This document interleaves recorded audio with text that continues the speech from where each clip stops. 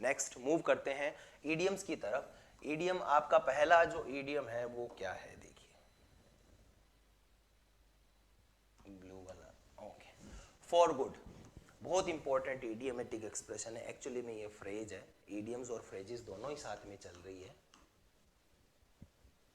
पूरे जो लेसन जहाँ पे ईडियम लिखा हुआ वहाँ पे फ्रेजेस साथ में है, ठीक है ना। तो फॉर गुड का मतलब क्या होता है?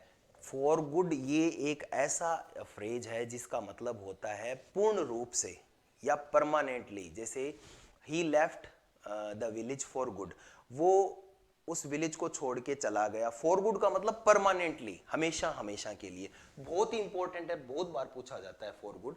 फॉर गुड का मतलब होता है परमानेंटली, कि भाई इस काम को मैंने हमेशा के लिए छोड़ दिया। I left this type of job for good. For good का मतलब परमानेंटली, हमेशा हमेशा के लिए मैंने उसको छोड़ दिया। तो बहुत इंपॉर्टेंट है, ये याद करने वाला फ्रेज है। फॉर गुड का मतलब होता है हमेशा के लिए। 40 विंग्स, विंग्स बोलते हैं पलक झपकाने को, ठीक है ना। अब 40 का मतलब होता है कि जो मनुष्य की जो आंखें होती है वो एक लिमिटेड समय के बाद में अपने आप पलक झपकती है, ठीक है ना। तो जो ये जितने भी ये फ्रेंच मैन थे, तो उन्होंने क्या कहा कि पुराने समय में उन्होंने कहा कि चलो मैं थोड़ी सी पलक झपका लेता हूँ, 40 विंग्स ले लेता हूँ। यानी जितनी बार 40 विंग्स की मतलब क्या हुआ, कितनी बार पलक झपकरी है, 40, यानी 40 बार। एक लिमिटेड टाइम, फिर 2, फिर लिमिटेड टाइम 3, कितनी देर है? तो 40 विंग्स कितना समय हो गया, ज्यादा से ज्यादा 2 मिनट। तो 40 विंग्स का मतलब उन्होंने उस समय लिया कि थोड़ी देर के लिए नींद लेना। यानी आप 40 तक गिनो, आपने बोलते हैं ना 40 तक गिनो, उतनी देर मैं सो जाता हूं। तो एक जो कह सकते हैं कि सुपर नैप होती है उसे बोलते हैं 40 विंग्स। यानी कि 40 बार, जितनी एक इंसान 40 बार पलक झपकाता है उतनी देर तक की नींद उसे बोलते हैं शॉर्ट नैप, उसे बोलते हैं छोटी सी नींद। ये जनरली कब ली जाती है? 2 बजे, 1 बजे खाना खाने के बाद, 1 बजे के बाद में हम 4 बजे के बीच में जो सोते हैं उसे नैप बोलते हैं। क्योंकि वो पूरी स्लीप नहीं होती है, वो थोड़ी सी नैप होती है जिसमें हम क्या करते हैं कि थोड़ा आराम कर लेते हैं तो वापस रिचार्ज हो जाते हैं। तो उसे बोलते हैं नैप। क्या बोलते हैं उसे? नैप बोलते हैं। और फ्रेंच मैन वो उन्होंने इसको कैसे मापा? उन्होंने कहा कि 40 बार पलक झपकाते हैं, बस उतनी देर की होनी चाहिए। तो ये फिर से मेटाफोरिकली है, ऐसा नहीं है 40 बार होना ही चाहिए। ये बन गया इडियोमेटिक एक्सप्रेशन वहाँ से। तो 40 विंग्स का मतलब है, 40 विंग्स का मतलब फास्ट नैप, यानी कि थोड़ी देर की निद्रा जिससे आप वापस अपने आप को रिचार्ज कर सकते हो। फ्रेंच लीव, ये फिर से देखो फ्रेंच वालों ने ही सबसे संबंधित है। फ्रेंच लीव क्या होती थी पुराने समय में? क्या होता था कि 17वीं या 18वीं शताब्दी के आसपास जो फ्रेंच मैन होते थे, फ्रांस के रहने वाले जो लोग होते थे, वो बाल पार्टी में जाते थे। बॉल पार्टी होता है जैसे अपने गेट टुगेदर होता है, डांसिंग वगैरह होती है, तो ऐसे पार्टी में जाते हैं। जैसे अपने भी किसी का बर्थडे है तो हम जाते हैं ना सभी लोग। लेकिन फ्रेंच लीव का मतलब हो गए कि वो वहाँ पे जाते हैं और खाना पीना किया, फिर बिना, जो होस्ट हैं जो वहाँ पे जिन्होंने ऑर्गेनाइज किए हैं उनको कुछ कहा ही नहीं कि हाँ भाई साहब बहुत बढ़िया किया, ये वो कुछ थैंक्स वगैरह कुछ नहीं, सीधे निकल जाते थे। यानी ऐसी लीव जिसमें आप क्या कहते हो, बिना बताए निकल जाते हो, वो ढूंढते रहते अरे वो कहाँ चले गए। तो ये उनकी एक प्रथा बन गई थी उस समय। तो फ्रेंच लीव का मतलब हो गया एक ऐसी लीव, आप उस स्थान को छोड़ के जा रहे हो बिना बताए, ऐसी छुट्टी जिसमें आप बिना बताए, बिना परमिशन के आप बाहर चले जाते हो, उसे बोलते हैं फ्रेंच लीव। आजकल होता है जैसे आप स्कूल में जाओगे और आप प्रिंसिपल को आपको बताना पड़ेगा मुझे, मैं इस तारीख को नहीं आऊँगा क्योंकि मैं इस छुट्टी पे रहूँगा। लेकिन आप बिना बताए घर पे रुक जाते हो और उनको सूचना नहीं देते हो, जो आपके अथॉरिटी, हायर अथॉरिटी है, तो वो जो लीव है वो कंसीडर की जाएगी फ्रेंच लीव कंसीडर की जाएगी। ऐसी लीव जिसमें आप क्या कर रहे हो, बिना बताए आप घर पे रह रहे हो, बिना परमिशन के आप घर पे। तो वो क्या करते थे फ्रेंच मैन, बिना परमिशन के वो क्या कर देते, वहां से निकल जाते। अब एक एटिकेट्स होता है भाई, आप कहीं पे जा रहे हो तो वहां पे, लेकिन उन्होंने एक चलन बना लिया कि हाँ ठीक है वहां जाते हैं, मस्ती करते हैं और वापस आ जाएंगे। तो वो ऐसा चलन हो गया। तो फ्रेंच लीव वहीं से उठ कर आया। ऐसी लीव, ऐसी छुट्टी जिसमें आप बिना बताए घर पे रुक जाते हो, या बिना बताए हायर अथॉरिटी के, बिना परमिशन के आप घर पे रुक जाते हो। ऐसा आप बिल्कुल नहीं करेंगे जब आप जॉब लग जाओगे, वरना आप पे कार्रवाई हो सकती है। अपने नहीं चलता ये, लेकिन बहुत सारे होते हैं आड़ू लोग। फ्रिंज बेनिफिट्स, फ्रिंज बेनिफिट्स वो बेनिफिट्स होते हैं, जैसे मान लीजिए मेरा एक काम है पर्टिकुलर, ठीक है ना। जैसे मेरा काम है टीचिंग का, मैं स्कूल में पढ़ाता हूँ, उसकी मुझे अर्निंग मिलती है, ठीक है ना। वो फ्रिंज बेनिफिट नहीं है। लेकिन टीचिंग, अब मैं यूट्यूब पे भी टीचिंग करवा रहा हूँ, मैं मेरी ऐप पे भी टीचिंग करवा रहा हूँ, मैं ऑफलाइन बैचेस भी ले रहा हूँ, तो मेरा जो मुख्य जो आय का सोर्स है वो क्या है, वो है स्कूल में सरकारी टीचर हूँ उसकी सैलरी आती है। लेकिन उसके अलावा अगर मैं यूट्यूब से भी कमाता हूँ, उसके अलावा मैं ऐप से भी कमाता हूँ, उसके अलावा मैं ऑफलाइन बैचेस से भी कमाता हूँ, तो वो सारे बेनिफिट्स हैं, वो फ्रिंज बेनिफिट्स कहते हैं उनको। क्यों कहते हैं? आय के अलावा अन्य स्रोतों से आप, यानी अपनी सैलरी के अलावा अन्य स्रोतों से आप और आय कमाते हो, उसे बोलते हैं, ऐसे बेनिफिट को क्या बोलते हैं? फ्रिंज बेनिफिट कहते हैं। फ्रिंज का मतलब यही होता है कि बहुत अन्य अन्य तरीकों से आप आय, अपनी सैलरी, एडिशनल बेनिफिट ले रहे हो, उसे बोलते हैं fringe benefit.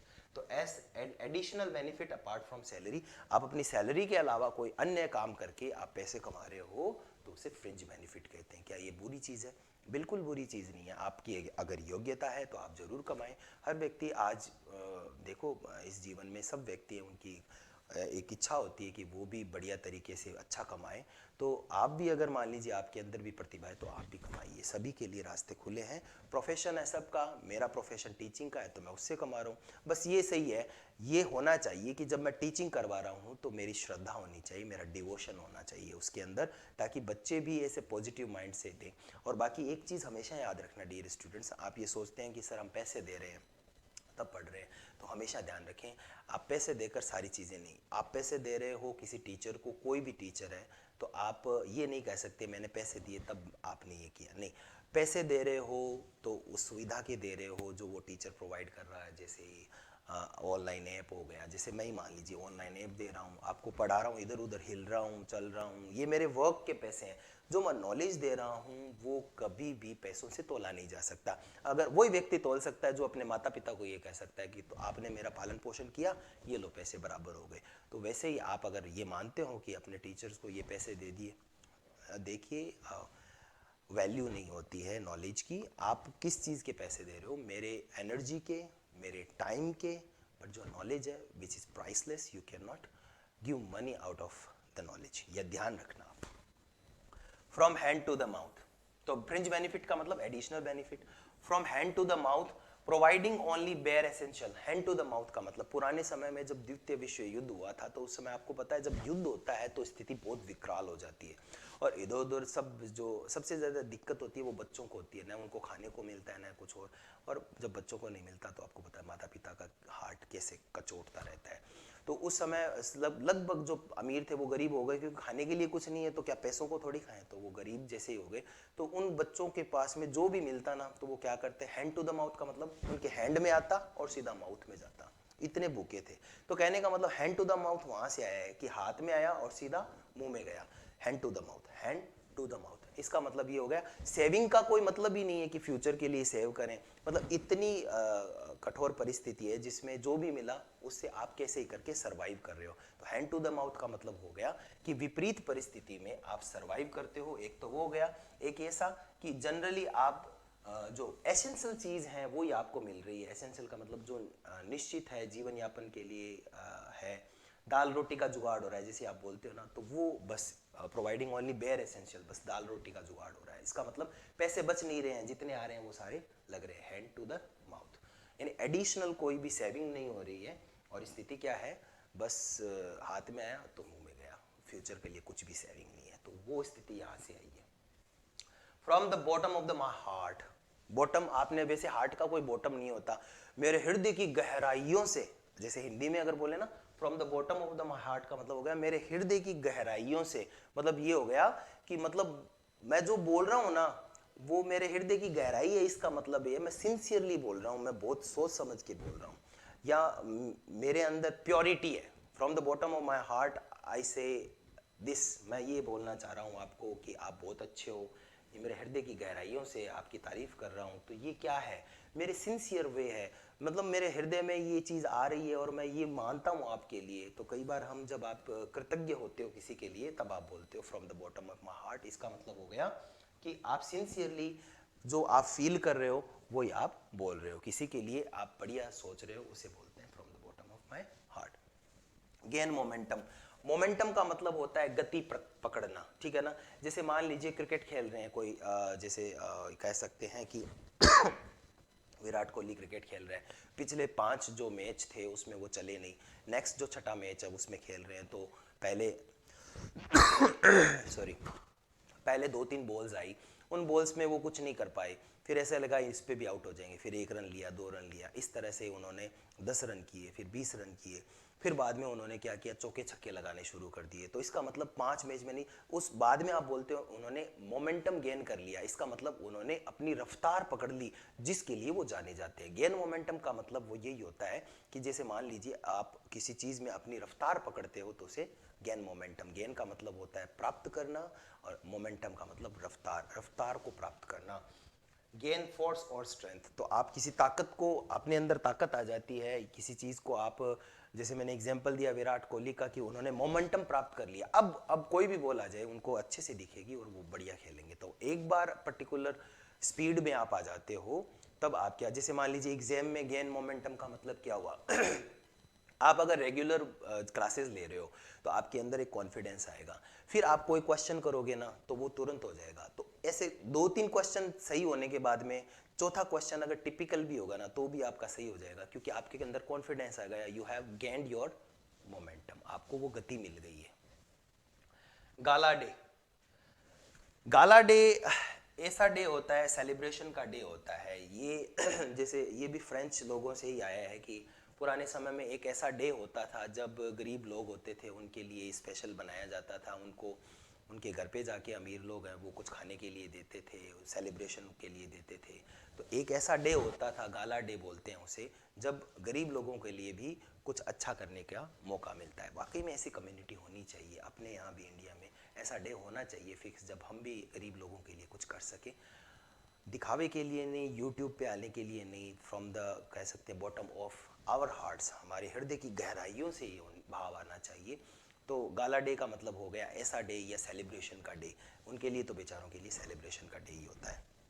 Gate into the hot water, अब हॉट वाटर, आप जैसे मान लीजिए पानी है, पानी गर्म है, ठीक है ना, आप उसमें चले गए, तो अभी सर्दियों की जैसे ऋतु चल रही है, मैंने ये पहन रखा है, इसका मतलब आपको पता है कि सर्दी चल रही है, तब तो वो अच्छा लगेगा। लेकिन मान लीजिए कि पानी एकदम हद से ज़्यादा गर्म है और आप उसमें चले जाओगे तो ये कैसी परिस्थिति होगी। तो गेट इनटू का मतलब अंदर आना, हॉट वाटर का मतलब हो गया गर्म पानी में, गर्म पानी में आने का मतलब हो गया कि परेशानी में आना, क्योंकि गर्म पानी सिंबॉलिक है किसका, परेशानियों का। मैं तो गर्म पानी में आ गया, इसका मतलब हो गया मैं परेशानी में आ गया। तो सिंबॉलिक होते हैं idioms. Hot water, hot water यहाँ किसका है, परेशानियों का सिंबल है, यानी कि problems. Get into the hot water का मतलब हो गया गेट इनटू अ ट्रबल, यानी किसी परेशानी में आना। नेक्स्ट है get off scots free, scots free भी आता है, स्कॉट फ्री भी आता है। अब ये स्कॉट का मतलब यहाँ स्कॉटलैंड से नहीं है, देखो एस छोटा है, अगर स्कॉटलैंड होता तो क्या होता, या स्कॉटिश व्यक्ति होता तो वो क्या होता, एस बड़ा होता। स्कॉट फ्री का मतलब यहाँ पे हो गया, ये है लैंग्वेज वही, यानी स्कैंडलवेनिया की लैंग्वेज है, जहाँ पे स्कॉट का मतलब होता है टैक्स, पुराने समय में इसका मीनिंग होता था टैक्स, स्कॉट का मतलब यहाँ पे क्या है, टैक्स। तो गेट ऑफ, गेट ऑफ का मतलब होता है निकल जाना। गेट ऑफ एक इडियमेट फ्रेजल वर्ब है जिसका मतलब है कि कोई व्यक्ति है वो एस्केप हो जाता है, बिना बताए चुपके से निकल जाता है, उसे बोलते हैं गेट ऑफ। और स्कॉट फ्री का मतलब है बिना टैक्स पे किए हुए कोई व्यक्ति निकल जाता है, उसे बोलते हैं get off scot free. Get off का मतलब होता है एस्केप करना, छुप कर निकल जाना। और स्कॉट फ्री का मतलब हो गया, स्कॉट यहाँ पे सिंबॉलिक है, पुराने समय की लैंग्वेज है स्कैंडलवेनिया जगह की, वहाँ उसको स्कॉट का मतलब टैक्स होता था। तो बिना टैक्स दिए कोई व्यक्ति चुपकर से बाहर निकल जाता है, उसे बोलते हैं। तो इसका मतलब टैक्स क्या था पुराने समय में, पनिशमेंट होती थी एक तरीके से, आजकल तो सबको मिल रही है वो पनिशमेंट, ठीक है ना। तो टू एस्केप विदाउट पनिशमेंट, बिना किसी पनिशमेंट के, यानी किसी को अगर परेशान करना होता था तो पुराने समय में क्या कर उस पर टैक्स लगा दिया जाता था, है ना, और वैसे सजा नहीं मिलती थी, जनरली टैक्स ही अपने आप में, और भारी भरकम टैक्स। तो किसी के ऊपर टैक्स नहीं लग रही है और वो टैक्स से निकल के बाहर जा रहा है, तो इसका मतलब ये हो गया उसके ऊपर कोई पनिशमेंट नहीं है। और ये पनिशमेंट जब आप जॉब लगोगे ना तो आपको ही सहन करनी पड़ेगी। इंडिया का तो मतलब एकदम से कह सकता हूँ, जैसे मैं हूँ, सपोज कीजिए, मैं दूसरों की क्यों लूँ, अभी मैं जो पैसे कमा रहा हूँ स्कूल में जो मुझे मिल रहे हैं मेरे वर्क के मिल रहे हैं, लेकिन उस पर टैक्स लगेंगे। पैसे दे रहे हैं सर, गवर्नमेंट दे रही है, गवर्नमेंट ही उस पर टैक्स ले रही है। लेकिन ऐसी ऐसी दुकानें आप देखोगे, शॉप्स आप देखोगे इंडिया के अंदर जो करोड़ों रुपए का महीने का टर्नओवर होता है, लेकिन वो शो नहीं करते। तो वो टैक्स मतलब जो बहुत ज़्यादा पैसे कमा रहे हैं उनसे तो टैक्स लिया ही नहीं जा रहा है, और जो मतलब आपने सरवाइव कर रहे हैं कैसे ही करके इतनी महंगाई में। आप टीचर ऐसे सोच रहे हो कि टीचर बहुत ज़्यादा ऐसे एक्स्ट्रावेगेंट होता है, ऐसा नहीं। अगर ऐसा होता तो मैं ऑनलाइन क्यों पढ़ाता, सीधी सी बात है, ऑब्वियसली बात है। मैं तो एकदम क्लियर कट कहता हूँ, मैं भी मस्ती करता होता इतने पैसे अगर मिलते तो। इतने नहीं मिलते हैं, सर्वाइव करने के लिए थोड़ा कुछ और यानी फ्रिंज बेनिफिट मुझे भी चाहिए, तो मैं भी फ्रिंज बेनिफिट ले रहा हूँ, एडिशनल इनकम के सोर्सेज मैं देख रहा हूँ। लेकिन साथ में ये भी है कि मेरा अंदर से ये भी है कि बहुत सारे बच्चे मुझसे पढ़ के जॉब लगे, तो थोड़ी बहुत मेरे अंदर भी है कि बच्चे ये बोले यस सर आपके कारण हुआ। तो ये चीज़ भी है, इन दोनों मिला के ही कुछ ऐसी, तभी मैं ऐप पे आया हूँ। तो तो इंडिया में मतलब जिनके टैक्स लग, जो मतलब पहले से ही पैसे कम कमा रहे हैं उनके तो डबल टैक्स लग जाते हैं, और जो अंधाधुंध 2 नंबर के पैसे कमा रहे हैं वो टैक्स से बाहर निकल जाते हैं। ये क्या करें? तो वो गेट ऑफ स्कॉट फ्री का मतलब ये हो गया, वो लोग जो बिना पनिशमेंट के ही सीधे बाहर निकल जाते हैं उसे बोलते हैं गेट ऑफ स्कॉट फ्री। फिर है get on one's nerves. Nerve का मतलब होता है कि कोई व्यक्ति I am he is on my nerve. Nerve का मतलब यहाँ पे वैसे तो नर्वस सिस्टम होता है, लेकिन नर्व का मतलब यहाँ पे क्रोध को भी बोलते हैं कि तुम मुझे है ना अब बस बहुत क्रोध दिला रहे हो। गेट ऑन का मतलब तुमने क्रोध की सीमाएं हैं मेरी शुरू कर दी है, तुम मुझे बहुत परेशान कर रहे हो। गेट ऑन माई नर्व का मतलब तुम मुझे इरिटेट कर रहे हो अभी, है ना, you are getting on my nerve. जैसे कई बार ऐसे आप यूट्यूब पे जैसे मैं वीडियो बनाता हूँ, समटाइम्स लाइव आता हूँ, तो लाइव में कुछ बच्चे से डालते रहते हैं, उनको आंसर दे दिया फिर भी डालते रहते हैं, वो इरिटेट करते हैं, तो they are get on my nerves. उस समय मैं बोल सकता हूँ कि वो इसीलिए लाइव वीडियोस मुझे पसंद नहीं है, क्योंकि उसमें फालतू बकवास ज़्यादा होती है। अब मैं बात कर रहा हूँ तो वो उस टॉपिक से रिलेटेड है, लेकिन यहाँ पे कोई मुझे कमेंट दिखेगा तो मैं उस पर चला जाऊँगा, तो थोड़ी सी ये चीज़ ज़रूर है। Get the boot from the public, है ना। कई बार आपने देखा होगा कि कुछ गायकार होते हैं जो बेसुरा गाते हैं, तो बहुत सारे लोग हैं इसे चप्पल निकाल के ऐसे फेंक के मारते हैं। तो गेट द बूट, तो जो गा रहे हैं उनको क्या मिला? जूता मिला। कहाँ से? पब्लिक से। तो पब्लिक से जूता मिला तो क्या वो उपहार है? क्या उपहार नहीं है, पब्लिक ने उनको रिजेक्ट किया है कि भाई साहब ऐसा गाना तो हम भी गा लेते हैं बाथरूम में, चलो यहाँ से जाओ। टमाटर फेंकते हैं, जूते फेंकते हैं, कब फेंकते हैं? जब आपको वो चीज़ पसंद नहीं होती है। फॉरवर्ड गुड का मतलब होता है परमानेंटली, किसी चीज़ को आप बंद करते हो, चले जाते हो, तो उसे फॉर गुड कहते हैं। 40 विंग्स का मतलब होता है शॉर्ट नैप, बहुत ही छोटी सी नींद जिससे आप वापस एक्टिव हो जाते हो। फ्रेंच लीव, ऐसी लीव जो बिना बताए आप चले जाते हो कहीं किसी स्थान से, उसे बोलते हैं फ्रेंच लीव। जनरली आजकल आप बिना परमिशन के आप छुट्टी लेते हो तो फ्रेंच लीव कही जाती है। फ्रिंज बेनिफिट्स, ऐसे बेनिफिट्स जिसमें आय के एक सैलरी तो मिल रही है, उसके अलावा आपके पास सैलरी आय के अन्य स्रोत होते हैं, उसे बोलते हैं fringe benefit. From hand to the mouth, hand to the mouth का मतलब हो गया बस कैसे ही करके गुजारा करना, फ्यूचर के लिए कुछ नहीं बचाना, बस दाल रोटी हो रही है ऐसा। From the bottom of my heart, मेरे हृदय की गहराइयों से, इसका मतलब मैं कृतज्ञ हूँ। गेन मोमेंटम, स्पीड प्राप्त करना, स्ट्रेंथ प्राप्त करना। गाला डे, ऐसा सेलिब्रेशन का डे, मैंने बताया कि गरीब बच्चों के लिए होता था, एक कम्युनिटी विशेष है वो उनके एक दिन के लिए खाना पानी सब चीज़ें व्यवस्था करती थी। और get into the hot water, hot water symbolic है, हॉट वाटर है परेशानी। जब आप गर्म पानी में जाते हो, या मान लीजिए किसी एकदम से उबलता हुआ पानी है, उसमें आप किसी को डाल दो, इंसान को डाल दो चाहे जानवर को डाल दो, वो बाहर निकलने की कोशिश करेगा, तो वो परेशानी है उसके लिए। हॉट वाटर सिंबॉलिक है परेशानी। तो I am in hot water का मतलब है मैं अब परेशानी में हूँ। Get off scot free, scot का मतलब मैंने बताया टैक्स होता है, और स्कॉट का स्कॉटिश व्यक्ति नहीं है। और गेट ऑफ का मतलब भाग जाना, या बिना बताए चले जाना, या चुपके से निकल जाना। तो गेट ऑफ स्कॉट फ्री का मतलब हो गया कि बिना पनिशमेंट के बाहर निकलना। अब आप कहोगे सर टैक्स पनिशमेंट, टैक्स तो पनिशमेंट ही होती है ना। ये भाई सीधी सी बात है कि ये मटीरियलिस्टिक पनिशमेंट है, फिजिकल पनिशमेंट नहीं है। गेट ऑन वन नर्व्स, किसी को इरिटेट करते हो, you are getting on my nerve. और अंतिम है get boot from the public, public से अगर रोज मिलते हैं तो इसका मतलब वो अप्रिशिएट कर रहे हैं, और जूते मिलेंगे तो आपको पता है कि वो क्या सोच रहे हैं। मूव करते हैं नेक्स्ट आगे वाले ईडियम्स की लिस्ट की तरफ। गेट द फ्लैग, फ्लैग का मतलब क्या होता है पहले तो ये समझो आप। फ्लैग का मतलब होता है क्रिटिसिज्म। फ्लैग का मतलब ही क्रिटिसिज्म होता है। गेट द फ्लैग का मतलब हो गया क्रिटिसिज्म, गेट का मतलब हो गया मिलना, और फ्लैग का मतलब होगा क्रिटिसिज्म।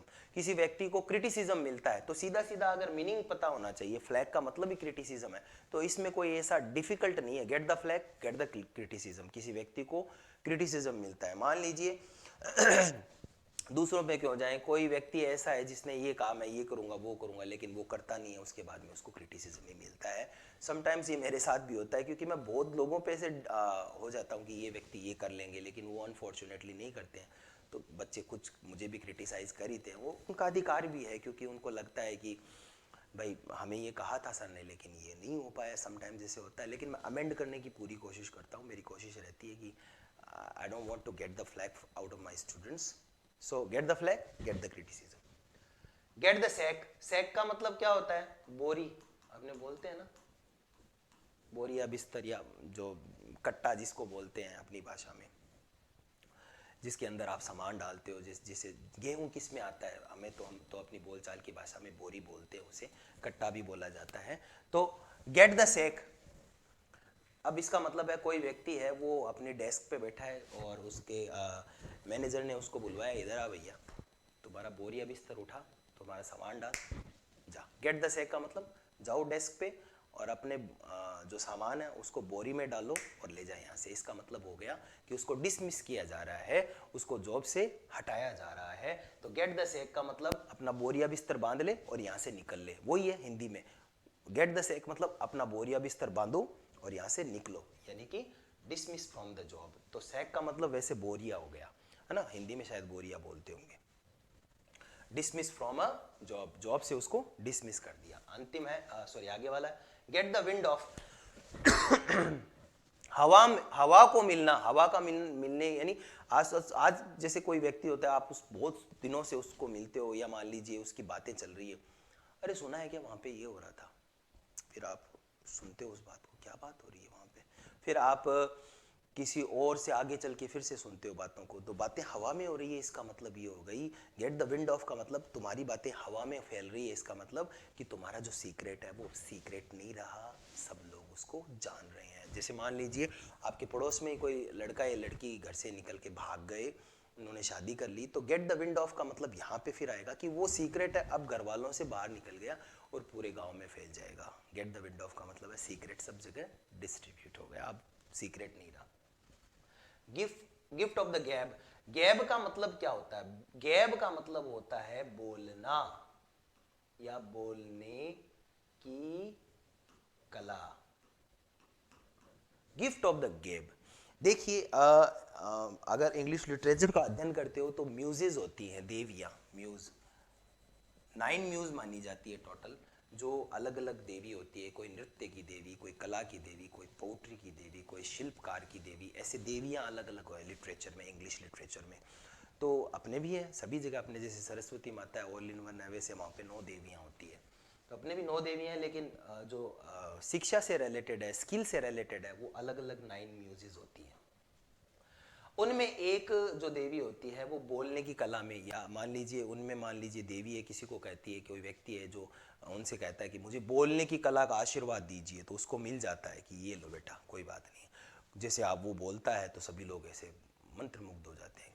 कोई हर कवि चाहता है कि वो उस म्यूजिज उस पर प्रसन्न हो और उसको कविता लिखने की कला में आगे लेके जाए वो, या मान लीजिए उसको वरदान मिले, हर कोई चाहता है, इसीलिए वो देवियों की आराधना भी करते हैं। तो गिफ्ट ऑफ द गैब का मतलब है बोलने की कला, और गिफ्ट देवी ने कला दे दी है किसी व्यक्ति को, जैसे सरस्वती माता किसी के जीभ पर बैठ गई, तो इसका मतलब ये हो गया कि उस बंदे में किस चीज़ का टैलेंट है, बोलने का टैलेंट है, कि उस बंदे की तो जीभ में क्या है, सरस्वती माता है। अब सरस्वती लिटरली तो बैठी नहीं है, इसका मतलब है सरस्वती माता सिंबॉलिक है किसका, ज्ञान का, कि वो जो भी बोलता है उसके मुंह से हमेशा अच्छी बातें या बढ़िया बातें या ज्ञान वाली बातें निकलती है। तो गिफ्ट ऑफ द गैब का मतलब है, गैब का मतलब हो गया बोलने की कला, गिफ्ट का मतलब हो गया पुरस्कार या किसी को मिलता है गिफ्ट।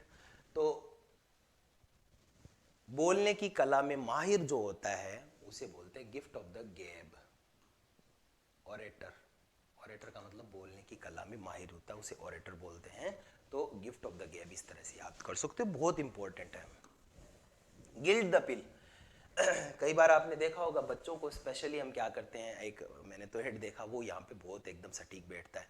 जनरली हम क्या करते हैं कि जैसे हम बर्गर खा रहे हैं और बच्चे वाली थाली में हमने फ्रूट्स वगैरह रख रखे हैं, जो 1 साल का बच्चा है, तो हम जैसे ही बर्गर खाते हैं तो बच्चा ऐसे देखता है कि हाँ, फिर उसको हम फ्रूट खिलाते, वो नहीं खाता। तो आपने मैंने तो एक ऐड देखा, ये एकदम वहाँ सटीक होता है। तो बर्गर बच्चे के पास लेके गए, जैसे ही वो मुंह खोलता है इतने में उसको सैलेड दे दिया या फ्रूट दे दिया, फिर वो बच्चा और बर्गर को हटा लेते हैं ताकि बच्चा देख ना पाए, और वो बर्गर समझ के खा लेता है। तो बच्चों को हमने क्या दे दी, एक ऐसी गोली दी। कैसी गोली? तो गिल्ड द पिल, पिल का मतलब होता है गोली या कैप्सूल, और जिसपे हमने क्या कर दी, परत चढ़ा दी। किसकी? ऐसी परत चढ़ा दी कि हम बोल रहे, किसी को गोली आपको देनी है, मान लीजिए कि ये ले लीजिए, ये इससे सही हो जाएगा।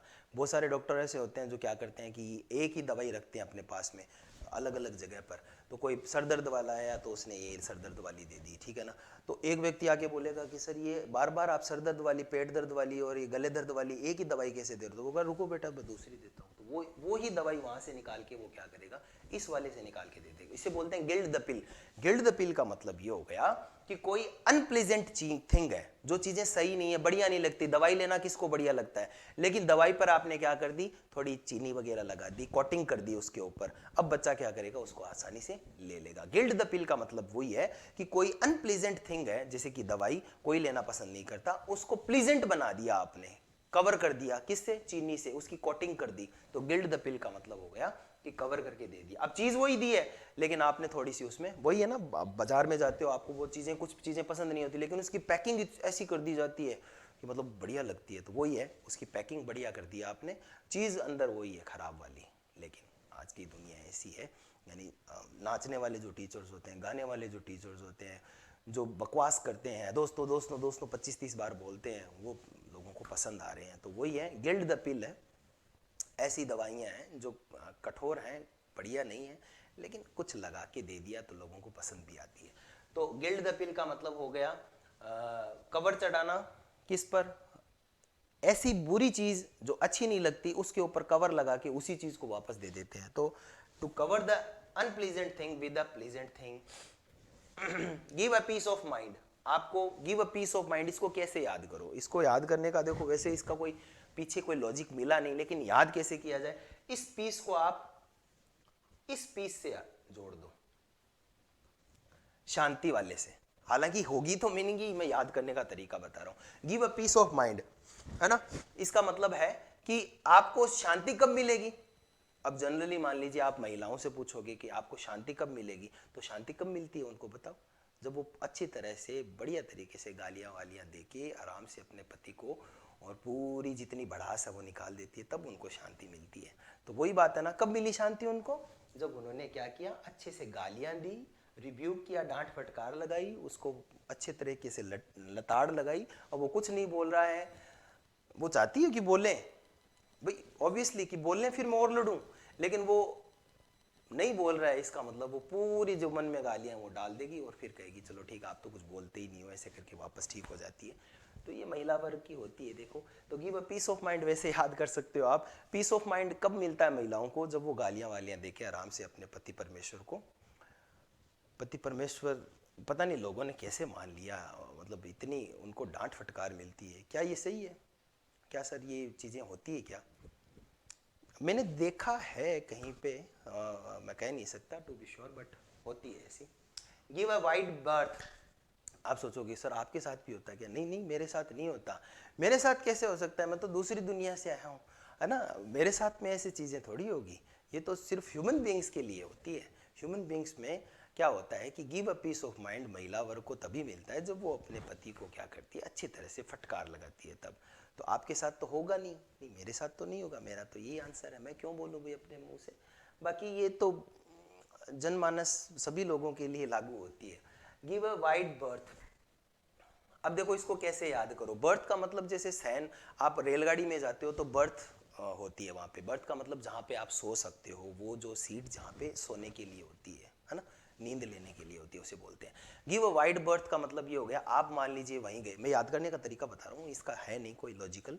तो सामने वाले पे बर्थ पे कोई बैठा है, या आपके पास वाली बर्थ पे कोई बैठा है तो आप कहोगे भाई साहब ये मेरे सोने वाली है, आप यहाँ से उठो दूसरी बर्थ पे जाओ। वाइड बर्थ का मतलब थोड़ा दूर हो जाओ, वाइड का मतलब दूरी, थोड़ी दूर हो जाओ, अपनी वाली पे बैठो। तो गिव अ वाइड बर्थ का मतलब है आप उसको क्या कर रहे हो, अपनी सीट से दूसरी पे लेके जा रहे हो कि वहां जाओ आप, मतलब उसको अवॉइड कर रहे हो आप। गिव अ वाइड बर्थ का मतलब ये किसी से दूरी बनाए रखना या किसी व्यक्ति को अवॉइड करना, ठीक है ना, ऐसे आप इसको याद कर सकते हो।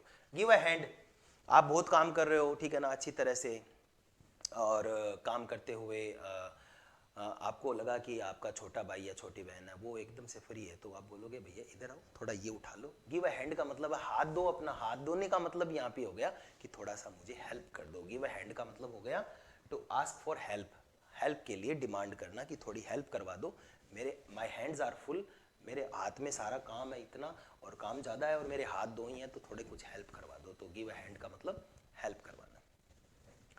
गिव अप द गोस्ट, इसको भी मैं इन सबको जोड़ सकता था, ऐसे सभी चीज़ों को जोड़ सकते हैं, लेकिन फिर आप कहोगे सर ये आप तो फेमिनिज्म के एकदम खिलाफ हो।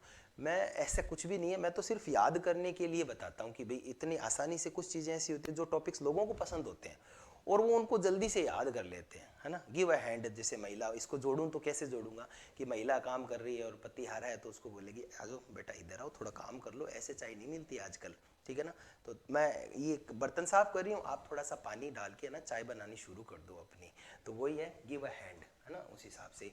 Give up the ghost, ghost का मतलब होता है आपको पता ही है भूत पिशाच, और गिव अप का मतलब है कि अब जैसे मान लीजिए पुराने टाइम में जब साहित्य वगैरह लिखा गया था तो वेस्टर्न जो कल्चर है उसमें साहित्य में आपको मिलता है कि जब कोई व्यक्ति मरता है तो वो अपने भी यमराज आते हैं, तो वहाँ पे भी एक व्यक्ति आता है जो सिक्कल ले हुए आता है, अलग टाइप की सिक्कल होती है उसके पास में, वो ऐसे राक्षस जैसे उसके कपड़े पहने हुए ब्लैक कलर के ऐसे अंडरटेकर जैसे होता है हो, और वो आता है और उस व्यक्ति की आत्मा को लेके जाता है ना, बॉडी को तो नहीं ले। गिव अप का मतलब होता है छोड़ देना, किसको, शरीर को, शरीर को छोड़ के किसके साथ चले जाना, गोस्ट के साथ चले जाना। तो गोस्ट के साथ आप कब चले जाते हो, अगर अभी चले जाओगे तो फिर पेपर कौन देगा, तो अभी तो नहीं जाना है, अभी आपको 80-90 साल तक जीना है, अब हम सबको ही जीना है। देखो गिव अप द गोस्ट का मतलब हो गया मर जाना। गोस्ट के साथ आप कब जाते हो, जब आप मर जाते हो या कोई व्यक्ति मर जाता है तब। तो to die, stop working, stop working कब होता है, मरता है तभी होता है, स्टॉप डूइंग समथिंग एक ही बात है। Give a went of their feelings, went of का मतलब होता है कि कोई फीलिंग होती है उसको बाहर निकालने का कोई रास्ता मिल जाना। तो जनरली क्या होता है कि कई बार कुछ लोगों को ऐसे गुस्सा वगैरह आता है लेकिन वो उस समय गुस्सा कर नहीं सकते या उनको हिम्मत नहीं होती, लेकिन गुस्सा आता रहता है, उसको जो सामने वाला बंदा है वो उसकी नर्व पे आता रहता है, मतलब चिढ़ाता रहता है, इरिटेट करता है, तो लास्ट में वो क्या करेगा, give vent to the feelings, तो अपने गुस्से को वो बाहर निकाल देगा। तो वेंट टू देयर फीलिंग का मतलब है कि वो अपने गुस्से को या जनरली अनप्लीजेंट जो उसके इमोशंस होंगे वो एक्सप्रेस करेगा। गुस्से में चिड़चिड़े हो सकता है वो पिटाई भी कर दे, हो सकता है वो गालियां भी दे, वो कुछ भी हो सकता है। तो give vent to their feelings का मतलब हो गया to express a feeling, specially anger. Generally अपनी फीलिंग्स को एक्सप्रेस करना बहुत ज़्यादा उनकी आ जाती है कि भाई अब निकालनी ही पड़ेगी, तो वो एक गुस्सा आता है और वो बाहर निकाल देता है सारी फीलिंग्स को, तो वो गालियाँ भी हो सकती है, पिटाई भी हो सकती है, कुछ भी हो सकता है वो। तो give vent to the feelings का मतलब हो गया to express a feeling, specially anger के लिए होता है। नेक्स्ट है गो बनैन, बनैन मतलब बनाना अपने बोलते हैं भाषा में, बनैन इसकी फोनेटिक साउंड होती है।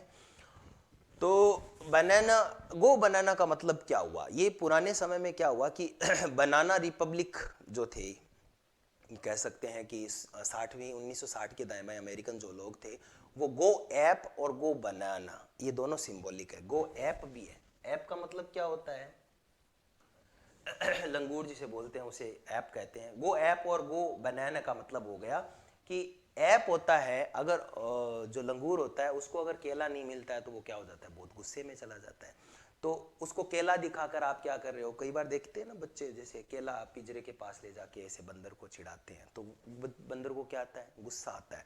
तो गो बनाना और गो एप दोनों एक ही बात है, दोनों का मतलब है कि गुस्सा आना, परेशान होना, अचानक से बहुत स्ट्रांग गुस्सा आना, है ना, या क्रेजी की तरह। फिर वो बंदर को आप दिखा रहे हो और फिर वो चिढ़ रहा है तो वो ऐसे ऐसे ऐसे करने लग जाता है उस पूरे केज को, पिंजरे को, है ना, तो उसे बोलते हैं गो बनाना और गो है। गेट द फ्लैग, फ्लैग का मतलब क्रिटिसिज्म, क्रिटिसिज्म मिलना। गेट द सेक, अपना बोरिया बिस्तर ले और चलो यहाँ से। गेट द विंड ऑफ का मतलब हो गया जो सीक्रेट था वो सब जगह हवा में फैल गया। गिफ्ट ऑफ द गैब, गैब बोलने की कला है, गिफ्ट जिसको यानी भगवान ने किसी को बोलने की कला दी है तो गिफ्ट ऑफ द गैब। गिल्ड द पिल, किसी बुरी चीज को, जैसे दवाई को आप उसके ऊपर मीठी परत लगा के बच्चे को देते हो तो उसको लगता है हाँ अब ठीक है, तो वो ये कि कोई बुरी चीज है उसको अच्छी बनाकर प्रस्तुत करना। Give a piece of mind, मैंने बताया था कि हाँ महिला वर्ग से जोड़ लो उसको, मतलब पेपर पास करना है, ठीक है ना, आपको ये फेमिनिज्म वगैरह कुछ भी नहीं है। कुछ चीज़ें ऐसी होती है जो चुटकुलों से और उनसे अच्छी याद हो जाती है, तो ये इतना भी कोई बुरा चुटकुला नहीं है। Give the piece of mind महिला वर्ग को कब मिलता है, जो विवाहित होती है, तो जो अपने पति के साथ में लड़ाई करती है उसके बाद में उनको गालियाँ वालियाँ देती है ना, उसके बाद में उनको शांति मिलती है। तो give the piece of mind कब मिलेगा, जब वो क्या करेंगी, गालियाँ वालियाँ देगी और रिव्यू करेगी। गिव अ वाइड बर्थ, और भैया मेरी सीट से हट जाओ, थोड़ा दूरी बना के रखो, अवॉइड करना। गिव अ हैंड, क्या कर रहे हो भाई, आ जाओ थोड़ा काम कर लो साथ में। गिव अ हैंड का मतलब हेल्प मांगना किसी से। Give up the ghost, give up कर देना, छोड़ देना, सरेंडर करना। किसको सरेंडर करना, गोस्ट को, कि हाँ भैया मुझे ले जाओ, तो आत्मा को वो लेके जाएगा, तो सीधी सी बात है शरीर मरता है, आत्मा चली गई तो शरीर काम कैसे करेगा, तो मरना या stop working the body. Give vent to the feelings, बार बार किसी को गुस्सा दिला रहे हो तो कभी ना कभी उसका गुस्सा फूटता है, उसकी फीलिंग्स है वो बाहर निकलती है और जनरली वो गुस्से वाली फीलिंग ही होती है। गो बनाना या गो ऐप, इसका मतलब हो गया बहुत ही जल्दी गुस्सा आ जाना, बहुत ज़्यादा क्रेजी की तरह बिहेव करना।